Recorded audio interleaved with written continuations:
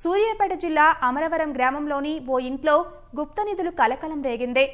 గ్రామానికి చెందిన గురువారెడ్డి అనే వ్యక్తి ఇంట్లో క్షుద్రపూజలు చేస్తున్నారన్న సమాచారంతో పోలీసులు తనిఖీలు చేపట్టారు. తనిఖీల్లో ఇంట్లో పెద్ద ఎత్తున బంగారాన్ని పోలిన నాణేలు బయటపడ్డాయి. పరీక్షల అనంతరం వాటిని రాగి ఇత్తడి నాణేలుగా పోలీసులు నిర్ధారించారు. తన తల్లి ఆరోగ్యం బాగుపడాలని జ్యోతిష్యుడు ఇచ్చిన సలహాతోనే తాము గోతిని తవ్వినట్లు యజమాని చెబుతున్నారు.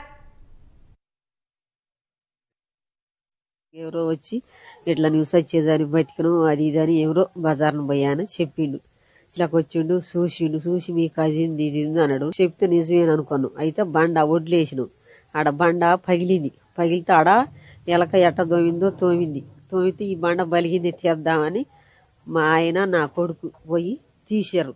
తీతాక ఇట్లా ఆడ అగుపడ్డాయి. జ్యోతి చెప్తారుగా ఆయన వచ్చి నీకు ముక్కలంగా నోట్లంగా బిడ్డ పడుతుందిగా మీ ఇంట్లో బాగొట్టేగా అని అన్నాడు. అని పాలన కాడ ఉంది ఇట్లా అని చెప్పిండు. తీసుకోరే అన్నాడు.